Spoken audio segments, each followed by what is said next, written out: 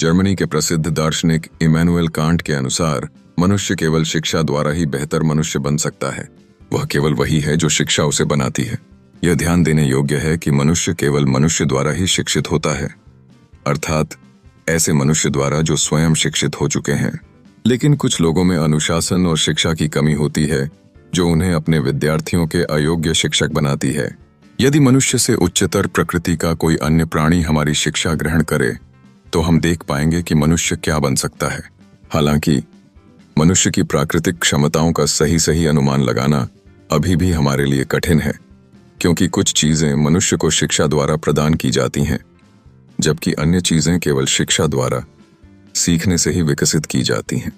यदि उच्च पद पर बैठे लोगों की सहायता से और कई लोगों की संयुक्त शक्तियों के माध्यम से इस प्रश्न पर प्रयोग करना संभव हो, तो हम इस माध्यम से भी कुछ जानकारी प्राप्त कर सकते हैं कि मनुष्य किस हद तक श्रेष्ठता प्राप्त कर सकता है। लेकिन यह चिंतनशील मन के लिए उतना ही महत्वपूर्ण है जितना कि अपने साथियों से प्रेम करने वाले के लिए। यह देखना कि उच्च पद पर बैठे लोग आमतौर पर केवल अपने ही हितों की परवाह करते हैं और शिक्षा के महत्वपूर्ण प्रयोगों में कोई हिस्सा नहीं लेते, जो हमारे स्वभाव को पूर्णता के एक कदम करीब लाते हैं। शिक्षा एक बुनियादी तत्व है जो मनुष्य को उसके अस्तित्व की गहराई में ले जाती है। यह एक ऐसा साधन है जो केवल ज्ञान प्रदान नहीं करता, बल्कि व्यक्तित्व को भी विकसित करता है।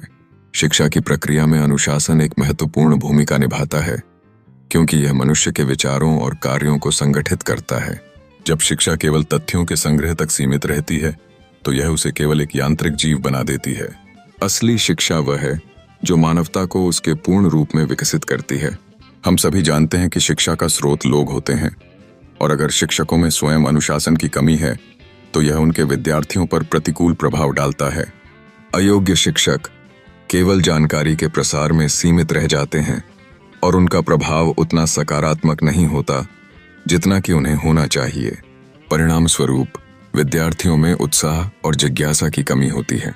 इस तरह की शिक्षा मनुष्य को अपनी वास्तविक क्षमताओं की ओर अग्रसर नहीं कर पाती। हमें यह भी ध्यान में रखना चाहिए कि मनुष्य की प्राकृतिक क्षमताओं का आकलन करना अभी भी बहुत कठिन है। एक अदृश्य सीमा होती है जिसे हम अपने ज्ञान और कौशल के माध्यम से पार करने का प्रयास करते हैं। यदि हम किसी उच्च प्रकृति के प्राणी को शिक्षा देने का अवसर प्राप्त करें, तो शायद हमें मनुष्य की वास्तविक क्षमता की एक झलक मिल